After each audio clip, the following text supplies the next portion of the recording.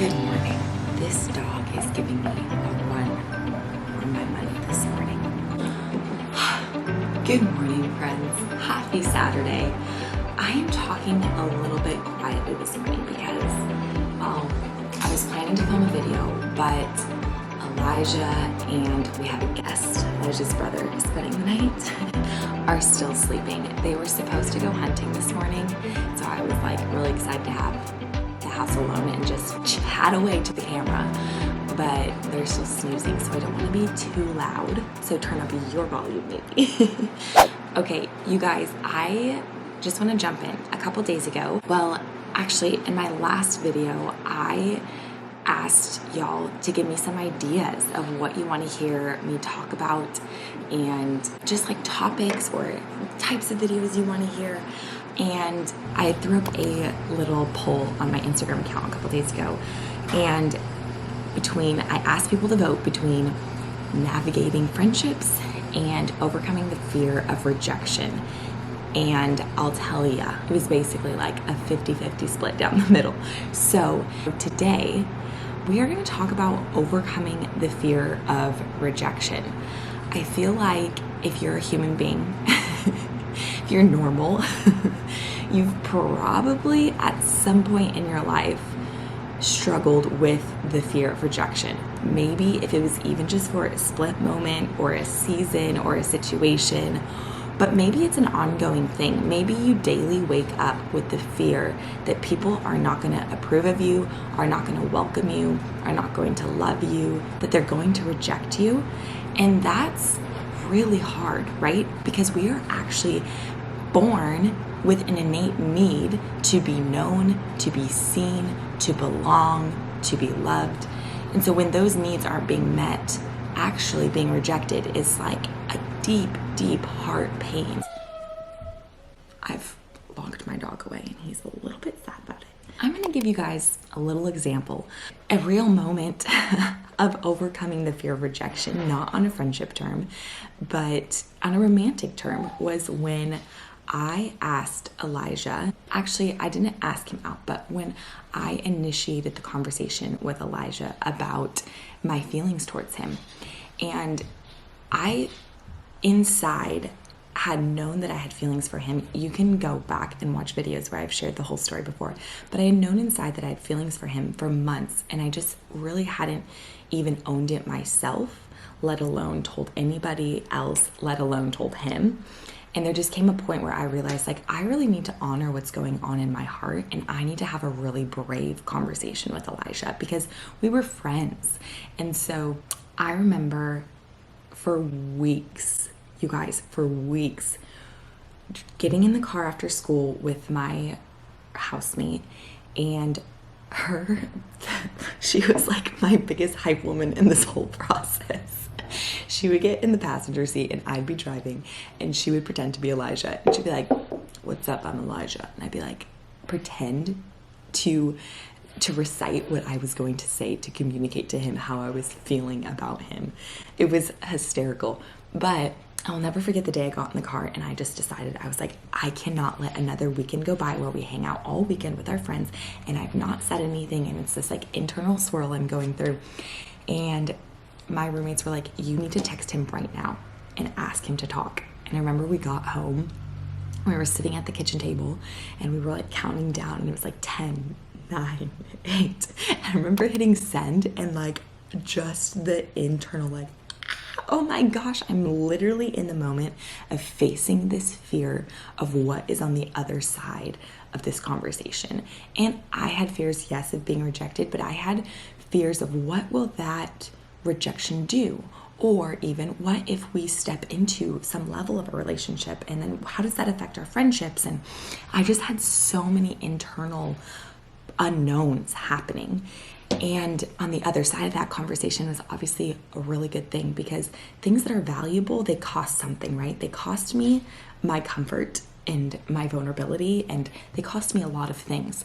But I knew before I hit send on that text message that I needed to know that if he said no, or he didn't have feelings for me, or whatever the situation might be, that I would be okay. Because I will say, if you are struggling with knowing where your identity lies, that if somebody says no and doesn't want to pursue a relationship with you, is not interested in dating you, whatever the situation might be, if you're uncertain that on the other side of that you'll be okay, I would say first and foremost, you need to get that in check. Truthfully, I think it continues to come up in certain situations. Of course, like there's a desire to be wanted and to be loved and to be known and to be seen.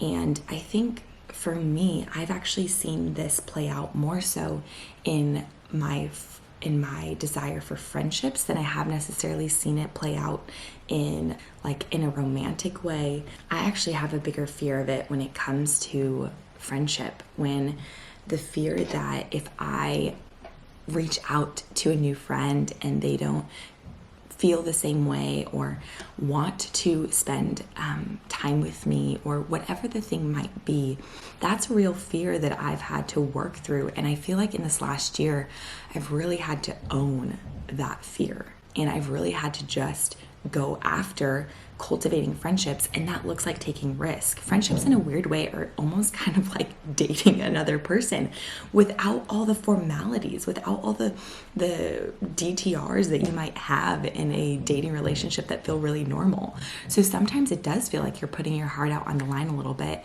and you're wondering if the other person is also going to pursue you back, but they don't actually have any obligation to. There's no actual set rule that they have to pursue you back, which is the scary part of building friendship and building new relationships. However, if our needs of belonging, being loved, being known, being seen, being accepted are fulfilled in our life, if they're coming from the right places, being rejected doesn't have the same sting because it's actually not hitting this need that we're hoping that it meets, but also that you're probably getting those needs met in other relationships.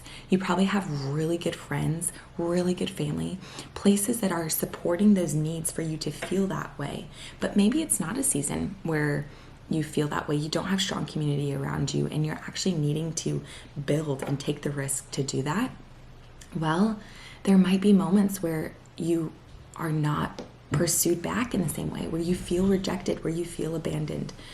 And the truth is, on the other side of rejection, there's actually another opportunity to step into a relationship that you're truly meant to be in. Because the truth is, there's just a lot of fish in the sea. And I know I hate that saying. Somebody's woken up. I'm going to wrap this up quickly. The truth is, there's a lot of fish in the sea. There's a lot of different types of people. And if somebody's rejected you, it just means that there's another opportunity to step into a relationship with somebody that it's actually a good fit. It's actually the right season. It's actually the right time. And so just take it as a clue that it's leading you to the right relationship. It's leading you to the right people, the right community.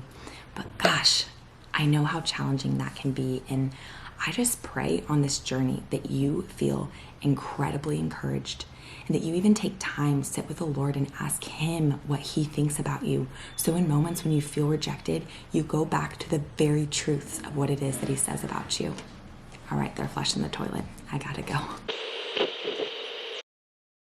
Hello from the cave of editing in the future from this video. This is Allie reporting to tell you that basically I completely forgot half the things I was going to say as I was concluding this video because I got so distracted that somebody flushed the toilet. But I'm just here to say one thing that's really come to mind is that often the very way we get over a fear in our life is by doing the very thing that we are afraid of. Like it feels so counterintuitive to us. But on the other side of doing it, we actually begin to build confidence in that muscle. I'm thinking specifically about 6 months ago, I was mountain bike riding. I fell off my mountain bike. I broke my clavicle, had to have surgery. It was quite a traumatic experience, but I was more scared, not so much for the recovery process. I was more scared that I would be too scared to get back on my bike again because I love it so much. And the first time I got back on my bike, I was nervous. I was really scared. I just wasn't sure how it was gonna feel. But by the second time, I began to gain a little bit more confidence. And by the third time, I was like, okay, I think I'm getting the hang of this. I don't show up with the same level of fear and nerves anymore.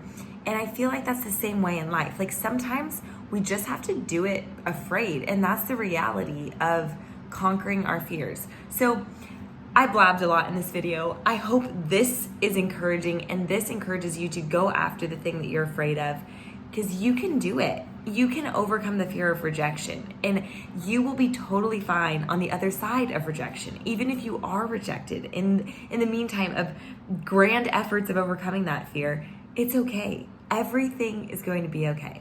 So here's to you. Let's go conquer these fears.